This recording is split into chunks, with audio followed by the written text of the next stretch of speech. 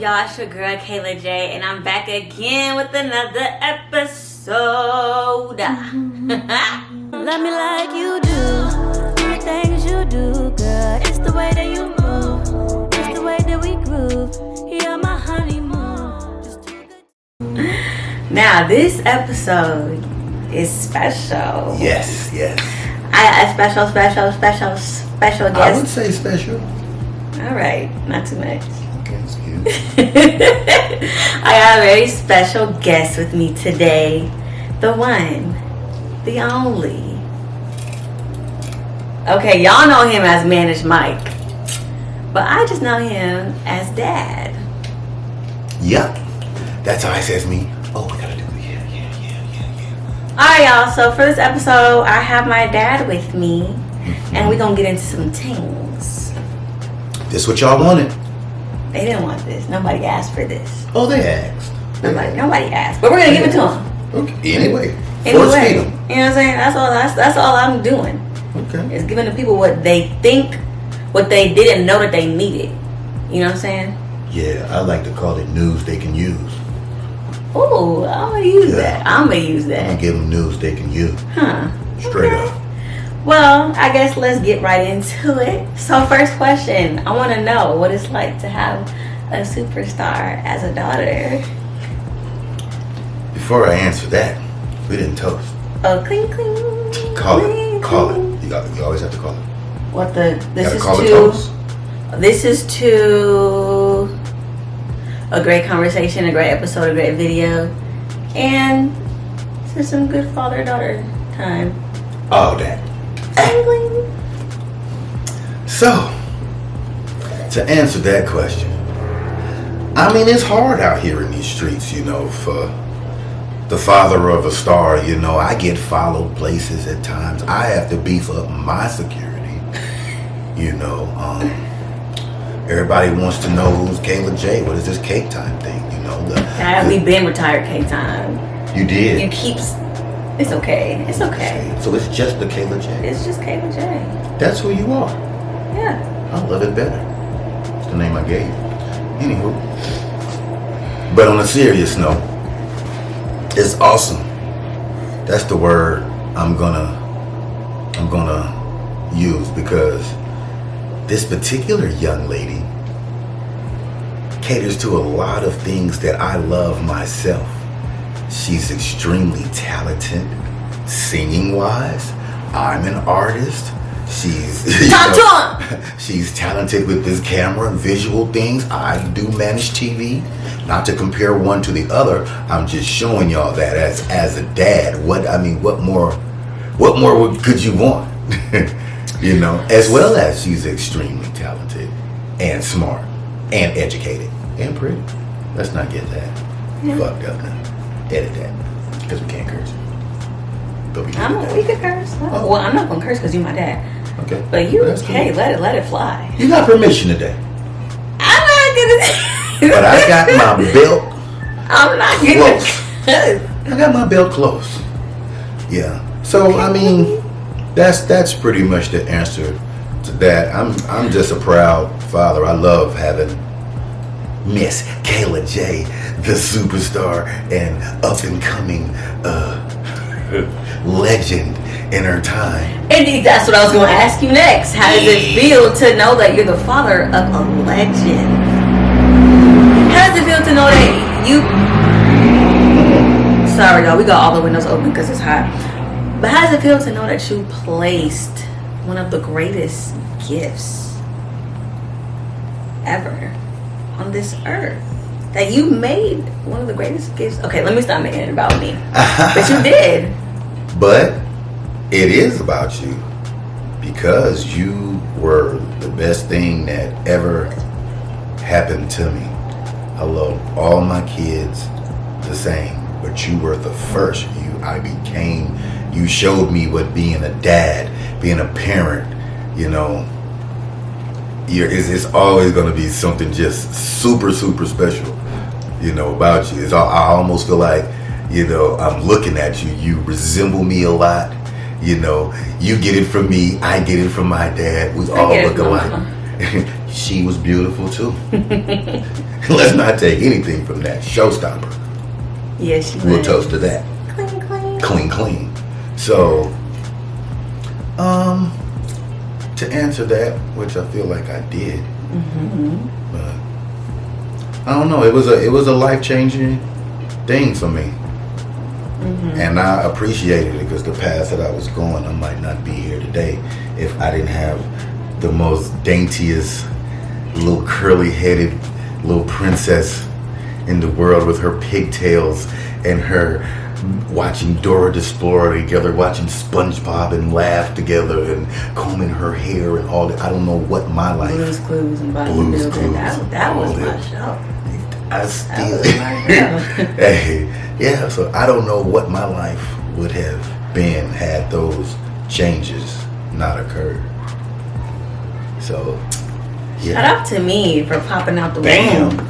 You Shout know what out I'm to saying? you doing something great. Okay, no, for real. Let me be serious. All right, let's get serious. So, you told me a little bit about, like, you know, how having a kid, I'm gonna speak about it as if it's not me, because, you know, I'm in professional mode right You now. are. I'm in my element, Dad. You're pretty good at I'm in my bag. You know You're what I'm pretty saying? good at it too. So having a kid, Yes. that amazing, beautiful, smart, intelligent, gifted kid that she was. She's just so amazing. I ran out of adjectives. Yeah. That kid you have, having her, and you said it changed your life, right? Correct. So, tell me about your upbringing and the road that you could have went on, what that was like, and how it changed. Well, basically, I met Was your. in them streets. I was in them streets. I met your mom when I was 21 years old. That's a story in itself. But that was crazy. And how that took place, you know, the greatest thing transpired. But slightly before that, and even during that, you know, I was a hustler. It was all I knew. I always was talented, crafty. I could keep a job. I did construction. I also worked at the seafood department. You know, I worked at some places. So I wasn't just a street nigga, a certified street guy. That's all I pulled away at times to do other things, but I was still highly active. I recall having high-speed chases with you in the back seat. I was gonna say I was there. Yes. And I told you, remember I told you, if the police ask me my name, say I'm Uncle Ray Ray. Say I'm Uncle Raymond, okay? Don't say I'm. Yeah. And there's been other times where they've gotten us, and me and you had to find a way home. But I remember one time you got arrested. yes. But it was a high-speed chase, so he had made it far enough to where he pulled into his friend's house. Yeah. And he was able to, like, you know, say, hey, take Kayla, they finna take me here. I was like the average person out there, you know, caught between who he is and what he wants to be.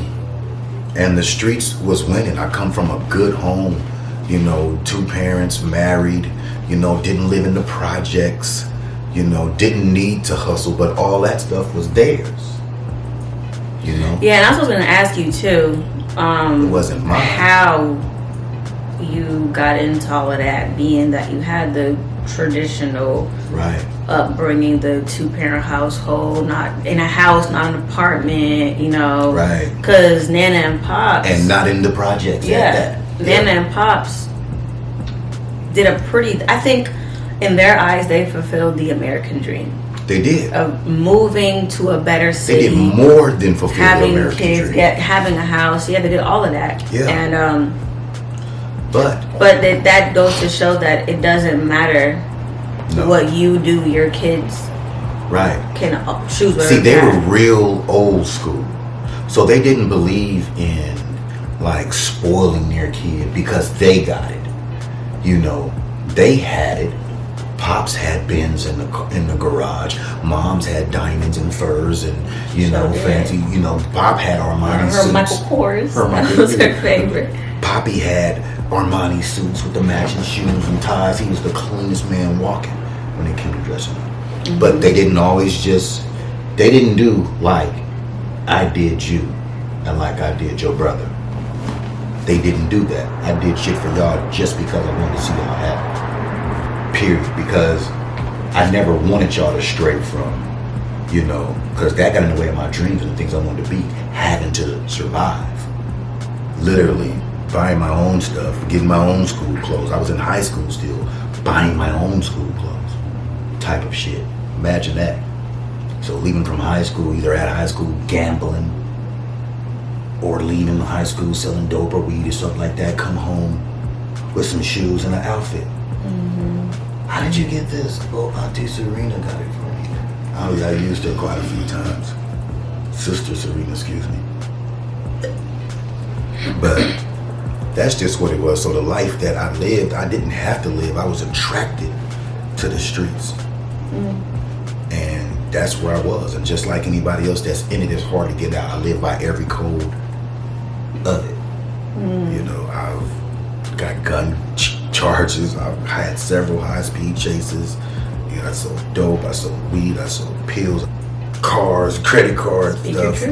Anything it was to do, I did it. DMV hookup, getting niggas registered when they can't get registered. I was a nigga walking into DMV with 3 or 4 niggas registrations.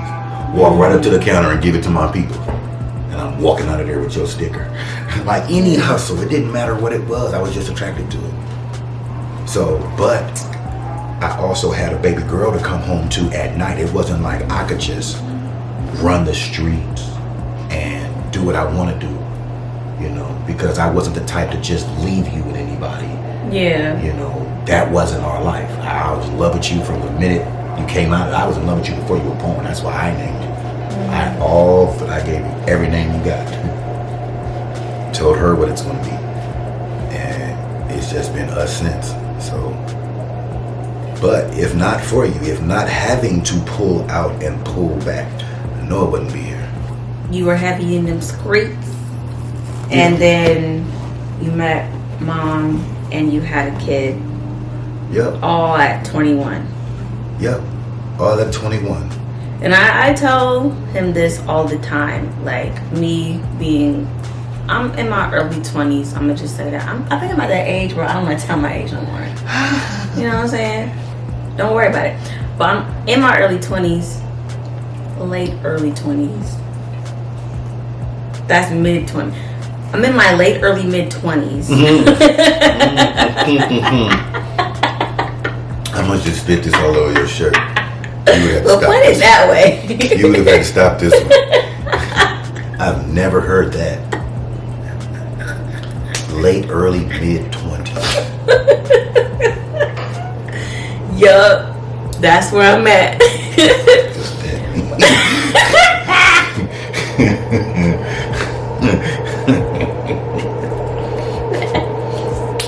The people want to know.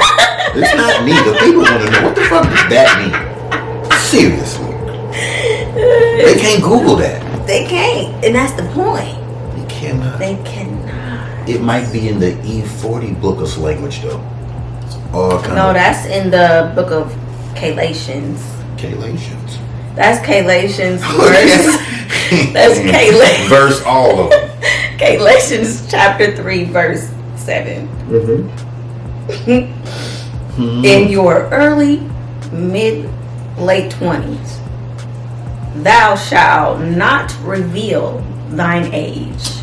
Furthermore, that's where it is. Okay. I'm trying to tell you. Hey, we'll go for it. Anywho. You sold it to him. Yeah. Anywho, at my age, I'm older than you were when you had your kid. But I always tell him, like, I don't know how. Right.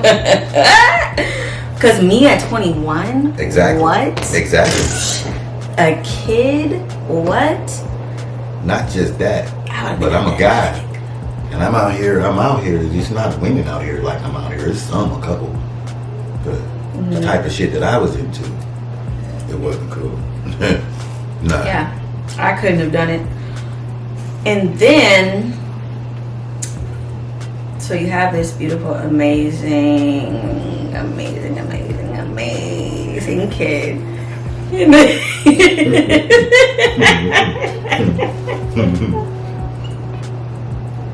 Well, you are selling it. I mean, I heard that she was I heard she was a catch. I heard that she was a gem. And I heard that she was very beautiful. Okay, so fast forward a couple years later. Okay. And you lose the mother of your kid. Devastating. And that's at 23. Yeah. Devastating. And you know, I'm in my early mid-late 20s. Right. So I'm around that age. And even that I couldn't imagine. It's not something you hear about often. Yeah. A lot of the times you hear about, oh, the baby daddy got killed, baby daddy got locked up, baby daddy. You never really hear something bad happen to the mom and he has the little girl. Mm-hmm. You never really hear that. So it was devastating. I think about it like this, like going through a breakup is one thing. Right, that's one thing. And that alone can take eons to get over, depending on who you are. But we were going through that too. Right, so a as breakup. well as what you're about to say. So you're grieving losing the relationship, losing the person as a whole. Right. And then at the same time is, okay, now this baby is going to be grieving. And I'm going to have to be there for that while handling my own grief, but also got to be the parent, her only parent. Yeah. So that was extremely tough for, remember, a kid. Yeah, because I tell people I'm early 20s. Yeah. At this time, I don't know what I think I know. I don't know shit. Right. I know a few things. I tell people all the time, I feel like I just became an adult, and I'm in my early mid-late 20s. Say that one more time. Sorry. Hey, yo, take a shot every time I say that. Right. But people gonna be drunk as hell. Yeah. Because you know me, I'm in my early mid-late 20s. There goes shot. Sorry. You know, we gotta make light of the situation, and I always do that. Mm-hmm. But, and I feel like people know you for being funny and right. making people laugh. But, and me too. But it's There's like, a let's method. be serious. There's a method to the madness. If I reacted to everything that's wrong with me or every issue that I have or whatever like that, then I'd be walking around here ready to kill somebody all day, every day. So I choose to be silly. I choose to laugh. I choose to smile because it's therapeutic and it's healthy. It's healthy. Yeah. It relieves stress. So excuse us for being silly at times. It's how we cope with life. And it's our business. We could joke about it if we want to. She told y'all earlier, mind your business. Mind your business, man. But Mind your business. yeah, that was devastating. So tell me, like, just your mindset of where you were at and how you were feeling. In a state of disbelief, as any normal person would. Just this couldn't have just this hell no. I had just left there. I just left her place. We had all just left there. Yes, I left the same day. That it was like 3 that morning. I left there with you and Lisa. Left there with you and your sister to take them to my house. By the time I got you guys home, got good and sleep, got back to snoring, my phone was ringing saying, "Hey, you better get up here. Your baby mama house on fire." One of the neighbors across the street that I knew. I hung up in their face. Click, don't fucking play with me. I'm too tired I of this never shit. knew that. Wow. Yeah. She called right back. Mike, I'm not playing. Your baby mama's house is going. And then at that time, I was a little more woker, if that's a word. And I could hear the fire trucks and sirens in the background. So I was like, oh shit. Ran upstairs. This time I was still living in down in Poppy. And ran upstairs like, hey, the kid's downstairs. I gotta go. Something just happened up here. So flew over there 1,000,000 miles an hour. And I get And you all the way in Hunters Point. How far is that from the house? that was 2 exits. I was there within average person. It takes them around 10 minutes to get to Hunters Point. I was literally there in 2. There too. Yeah. I was there in 2. I had Turbo Super at the time. So I was pushing that thing. And I get there just to be bombarded by ambulance and fire trucks and all these things. And I'm like, nah. So, you know, to deal with that, it was just a disbelief. because like you said, we had gone through a breakup. Me and her wasn't even that cool at that moment. So when I lost her like that, you know, I had to live with the guilt of, oh man, I was mad at her, or oh, I wasn't fucking with her right then. Oh, I could have, you know, wishing I had spent all the time I could, you know, with her. You know, it's natural for anybody grieving. For one of the first emotions they feel is guilt, what they could have done different. Oh, why did I have to do this, or why does it? So, you know, I drove around the city for days, just drinking, driving, smoking, crying to myself. I drove around the city for days, in a days. So it was devastating. And then because I had you, I couldn't let you see me grieve. Right. So a lot of the moments that I had to be private. I had to be strong for you, because if you saw me and you were so connected, if I even looked like something was wrong with me, you were sad. Dad, wasn't you were a complete daddy's girl. Dad, what's wrong? Come here, this and that, you want to play, you want to do something, or whatever. If you feel the mood is off. So I had to be strong and grieve silently, if there's a such thing. But I had to do that. And that was devastating and traumatizing in itself. And after her funeral, I hadn't been to another funeral for the next 20 years. I missed a lot of people's funerals. I missed a lot. I didn't go to some family's funerals, none of that. That completely did it for me. Yeah, I couldn't imagine. Yeah. And then, like I said, there are just so many elements to it. Like, it wasn't like you just lost a friend. Right. This was somebody you were in love with. Like, you were in love with her. I definitely was. And you had a kid together, you know, and then the factor of, like, I was just there. Right. If she just came with us, if she, you know, just all these thoughts, or dang, if we had stayed, because she was the one who was like, no, y'all leave, right? The whole time. That night. She knew something. And now that, you know, you think back, you know, shortly after it, that was another reason why I felt so guilty, is because when I had time to analyze that and be like, you know, while I was in the mode there that night, I couldn't see what she was doing. It didn't make no sense until the next day. She did not want us up there. She was trying to get these girls, get out of here. I was the one that was half drunk, lit, this and that, trying to crash on the couch for just a little while, get some sleep, and I leave in the morning. Like, what is your problem? What do you mean leave? You never tell me to leave. You ain't fucking serious. Man, get the fuck out of here. I'm gonna sit down here on this couch. That's what I did, because she's never. And then she'd fight to keep y'all. Anytime I come to get y'all, she's sad. She hate to see y'all go. So my thing is, you're telling me to get out of here and take these kids? I'm like, what the fuck is, you must got a date or something. Like, you must got something special that you up to. So I was on the bullshit too, like, I ain't going nowhere either. I'm tired, I'm lit, and I'm gonna go sleep. I don't know what you up to. I'm right here. Hell no. But like you said the other day, that she was always very, like, I don't know if morbid is the right word, but I'm gonna have to look it up in the dictionary. She knew something. She always felt like she wasn't gonna be here much longer. And I will be damned if it wasn't 2 hours after we left there, somebody had been watching that house. They approached her at the mini park right by her apartment and told her, don't be up here with your kids no more. So that's what had her frantic. She went to the police wouldn't help her. Police didn't take her serious. She's like, people are threatening me while I'm here with my children. It's the only reason I'm calling you. Like, this shit is serious. And they waved her off.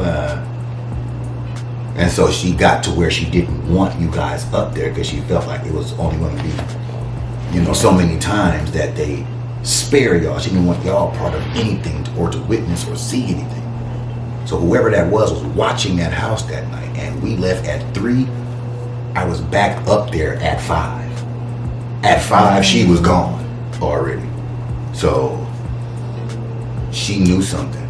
And so that guilt of like, damn, Mike, why you didn't see the signs? Why you just be like, you know what, won't you come with us or something? Like, you acting like you scared to be here. Like you acting like you scared. Like, I never seen you act scared. Because she was tough as fuck. She was a gangster. I'm not gonna get into all that. She was a gangster. Rest easy, Ned. Straight up. But one of the most beautifulest gangsters you would ever see. You wouldn't know the difference. She'll trick the shit out of your ass. You would not know the difference. You would not know. We might have to do a part 2 because I want to get deeper into this a little bit.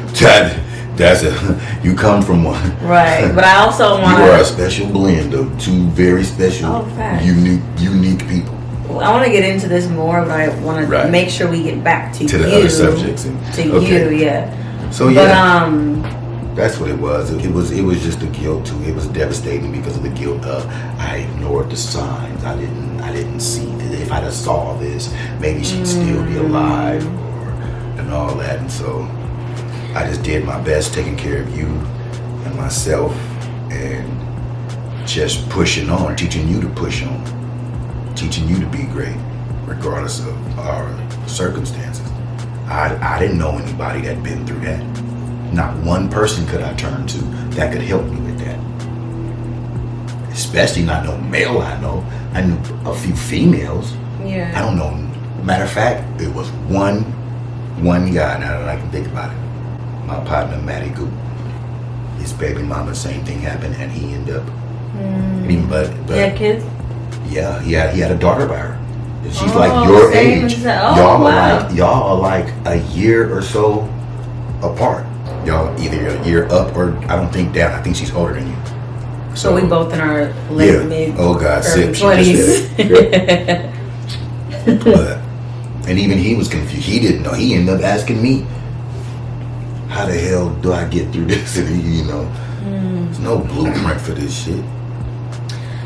Yeah, and especially like knowing you're not the most emotional person. Right. You weren't raised to express your emotions because, and we'll get into this later on, when you were away, I was raised by my grandparents, which are his parents. So we kind of was raised by the same people. Right. And me being raised by them, I'm knowing, okay, they didn't raise me to have no emotions, even though now I got a bunch of them. So I'm like, and knowing who they were back then and raising y'all, I know wasn't no such thing as feelings. You ain't no opinions. Ain't no speaking up. You shut up and stay in the kid's place. None of that. So yeah, I could imagine. And then I feel like when it comes to the story of I was going to say our mom, my mom. I feel like it's just another case of the system failing. Yes. It's definitely a person of color. Yes. My mom, she was half black. I was gonna say a black woman, but yeah, person of color, especially because I feel like if it was a white lady, they would have, especially when she said they're threatening her with the kids. They're threatening me, my kids. They would have had that. The SWAT team would have been. Yeah, witness protection. Everything. What? And they in the hood. If it was a white lady living in the suburbs. And do you know the cold part? When it happened, the feds, FBI came to our house and interrogated and questioned me. They wanted to charge me with it. They wanted to charge me with it. I never knew. Poppy had to get me out of that. We sat at that table and he was like, no, he was here when he got that phone call. He had the two kids were downstairs. He was definitely here, and I'm an officer of the law, and I can vouch for this. He was He was 100% here. And right then, that's when they disclosed, like, okay, and then that's when they confirmed the fact that, because Nana Gloria already told us, but by this time, but they confirmed the fact that she had called for help, this and that, on a couple of different occasions, but they could never explain why. They never helped her. But they let us know that because we asked. And they went through that shit right there and was like, yeah, she called a couple of different times. People call the police up there all the time. This lady said they're threatening her with their kids to kill her. That's not a fight. That's not a parking spot. Right. That's not a. You're talking about somebody's life right here. Yeah. Somebody who had 3 kids. Yes. Let me shake this off because it just got me mad a little bit. Man, ready to fight. But so then all that happens, your world is shifted. Right. How was it then? Because I remember when you told me, I was 2 years old. Right. He was like 2.5. Yeah. Funny enough, I have very faint memories of Mom. But I remember you telling me when she passed. And I don't know why I can remember this young, but I feel like that's like a big thing to remember. So I remember it. But I was standing up in my crib and you were just like, hey, you know, like, Mommy's in heaven now. And then I started singing. I sang Twinkle Twinkle Little Star. Wait, yeah, right? That was the song, right? Yeah, you are my sunshine. That's what You Are My Sunshine. I remember that. So, at what point after everything happened did you tell your daughter? I'm in interview mode, so that's not me. That's your daughter. When did you tell her? I told them. You told Lisa too? That day. And what's so crazy about that is I kind of told y'all both at the same time. I don't know if you remember vividly, but I had to have come over. And so Lisa's biological dad came over and he was down. He didn't know what to do. And Lisa didn't fuck with him like that. Like she fucked with him, but like on this emotional shit, she was sitting on my lap. She wasn't over there by him and this and that, whatever. So he didn't know what to do. And he's like, man, can you do it? I'm like, man, I got this. Man, whatever. Sit over there. So I had to tell you and Lisa. Lisa is my sister. Yes. Yeah. Yes. Man.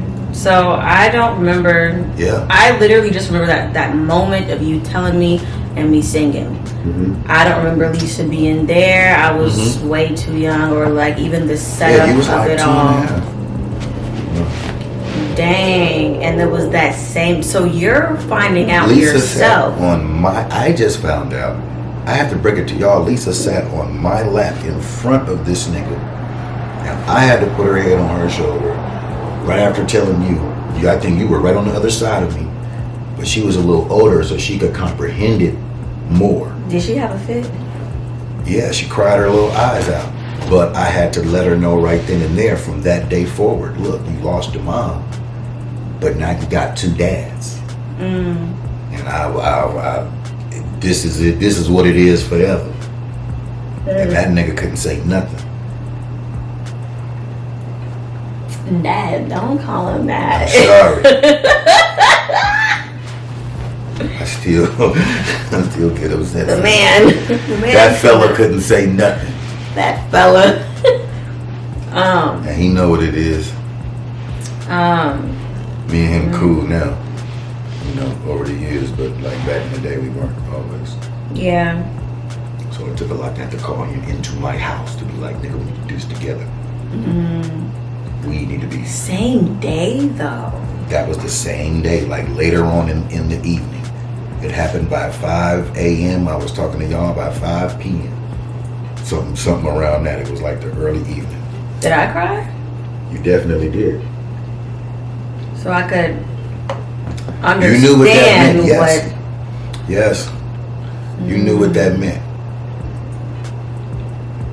And I knew you knew what it meant because you didn't just cry right then. Like every time you thought about it, you'd start crying again.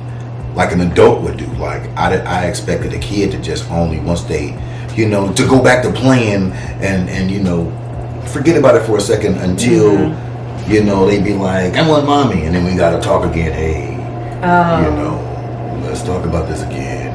You know, it was like, even at that age, you articulated that.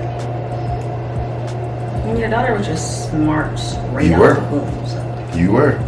But you completely articulated that. Yeah, and I feel like. And it shocked the shit out of me.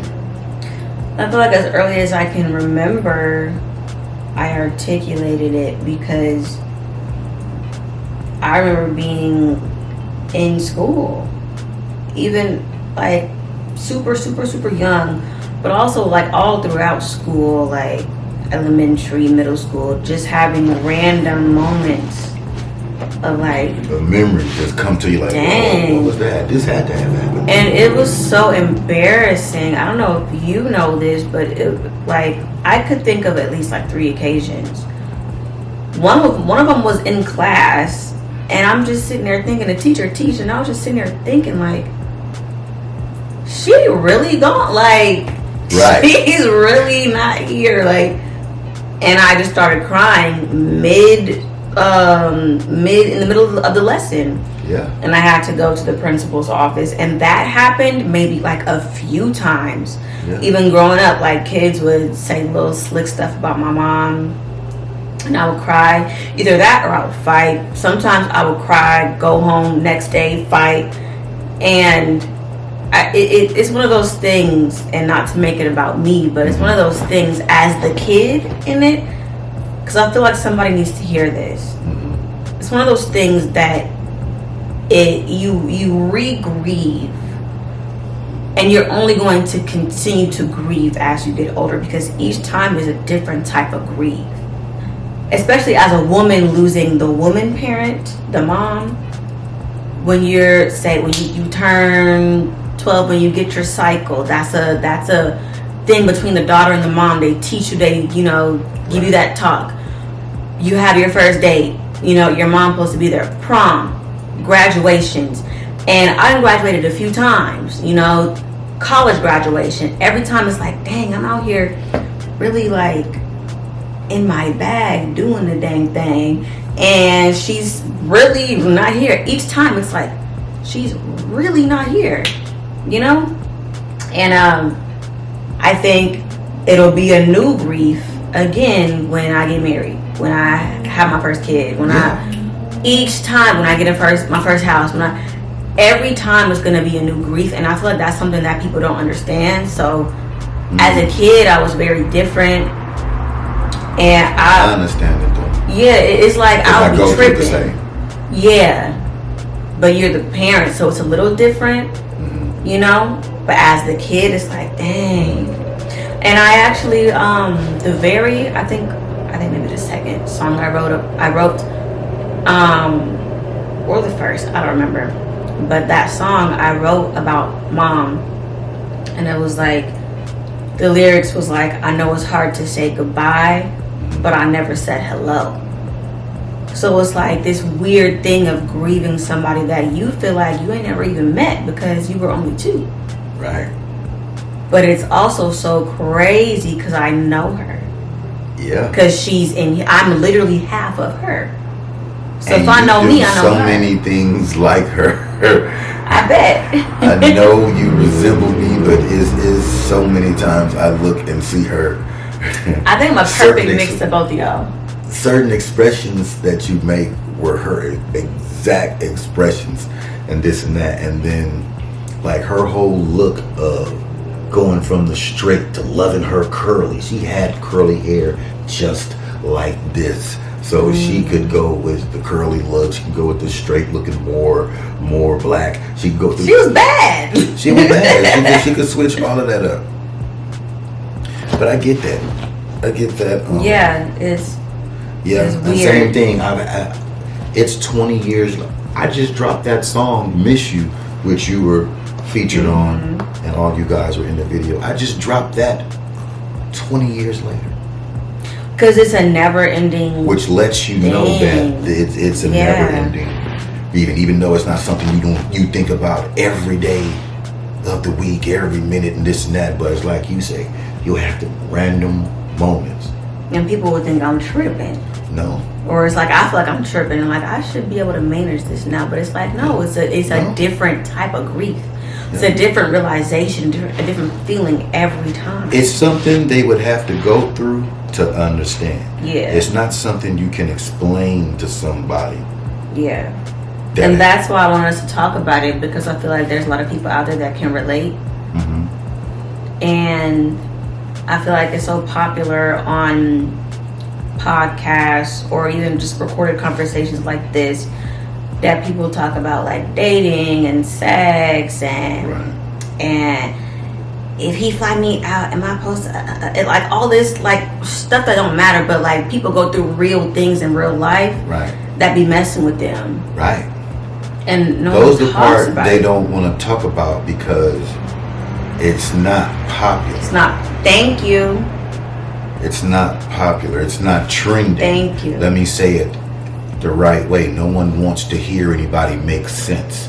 No one wants to hear anybody teach anybody. They just want to see ratchet. Period. That's what sex sells. So everybody's naked.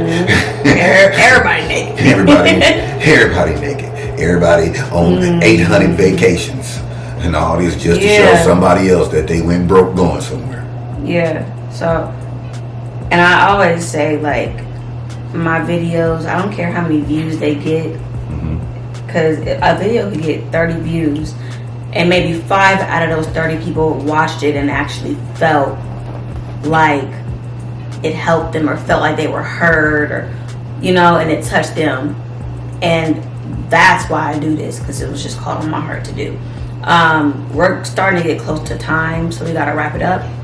Okay. But what other questions? This is gonna be we're gonna do a part 2. Okay. But just to wrap up the whole mom situation. Okay. What's the takeaway? Like, what have you learned? where are you now with that? Now, I mean, I'm not gonna talk. One of my favorite lines to say is, "I'm not the hero in all my stories." So, what it's taught me is to, treasure the people in your life while they're in your life, and that's even something that I suck at. Even to this day, I'm not the best at that. I'm not the best at that, but it does let me know to live your life.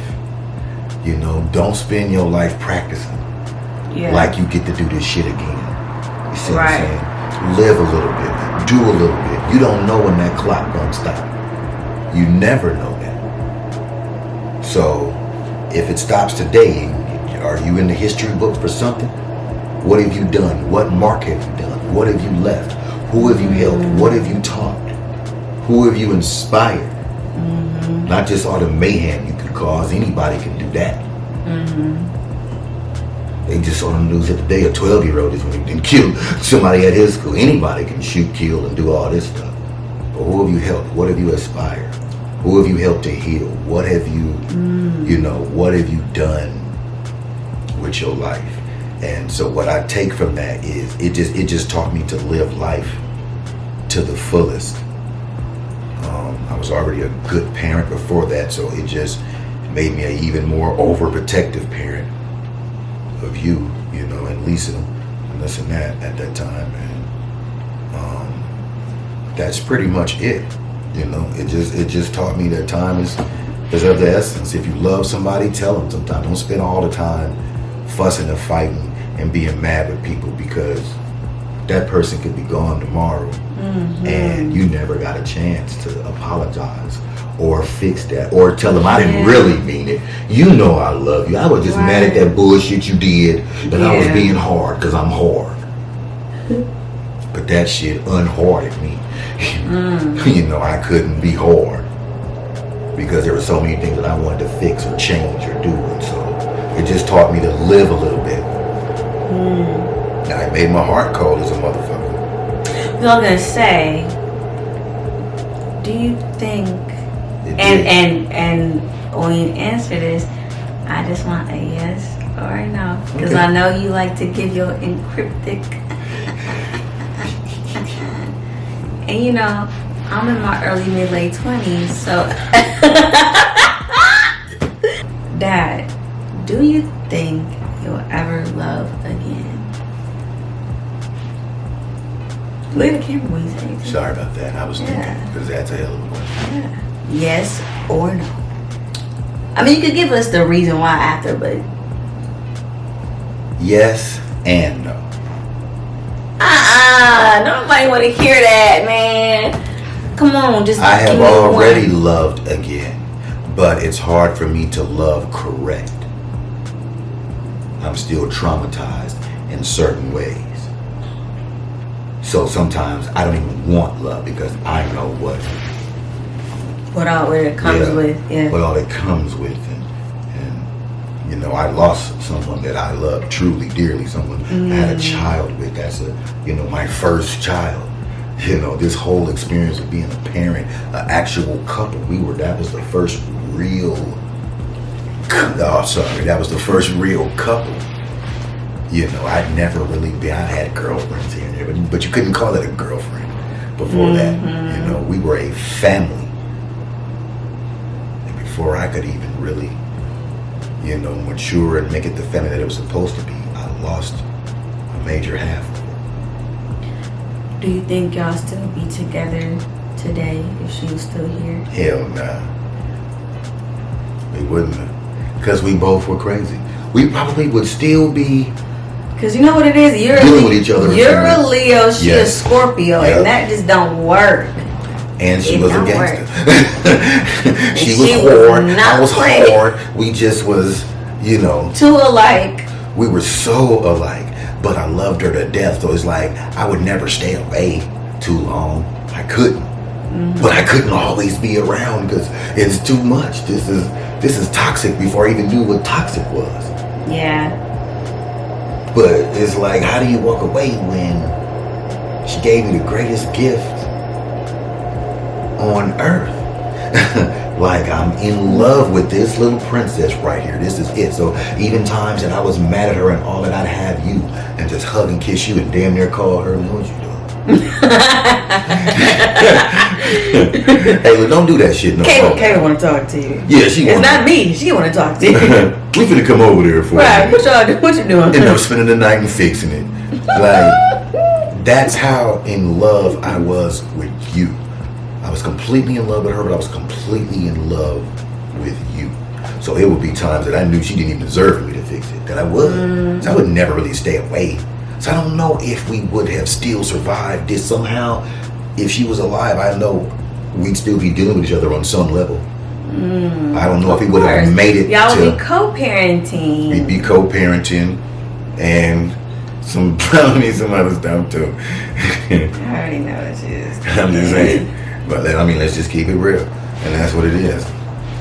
Okay. So we would have had an unhealthy relationship, but we would have still had something. Yeah. That's my story and I'm sticking to it straight up. Well, hopefully you can love again. Hopefully you can start believing in love again. And even though you're scarred and traumatized, I hope that you start healing from that deep. So where are you on the healing journey? Just for your heart and love. Where are you on that? Are you actively trying to heal? I feel like I've healed, but I'll never forget. So it's the moments I have aren't because I'm not healed. It's because I remember. And that's all that is. And so sometimes you have to go through the motions. A lot of people spend life fighting them when you should learn to deal with them. One of my favorite mottos to say is, I'm not looking for love, but I'm not running from it either. So I'm right in the middle with that. I'm not looking for someone to fill this void. But if God places something in front of me that says, hey, Mike, come back here. You can't get away. I'm not going to run from it. I'm going to get what's for me. So I still believe in love. I have no choice not to. I have what Kála said. Nice story. Mess up my And I'm nature. sticking to it.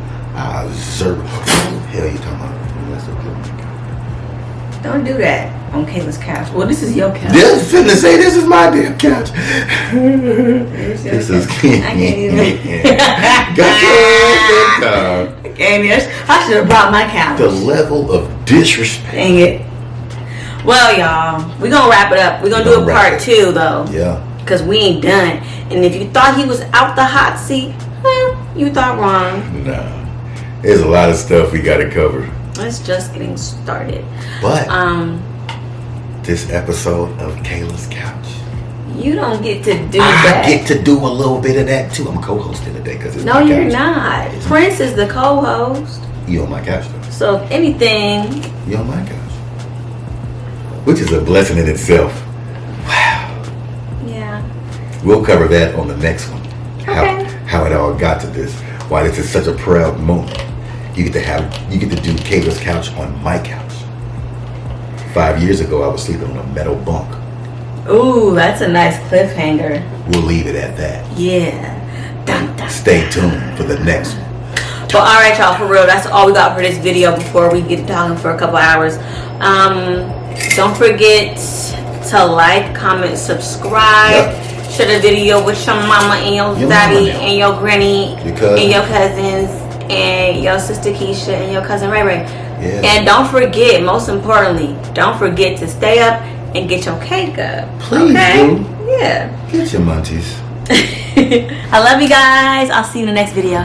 Go. Bye. Love me like you do.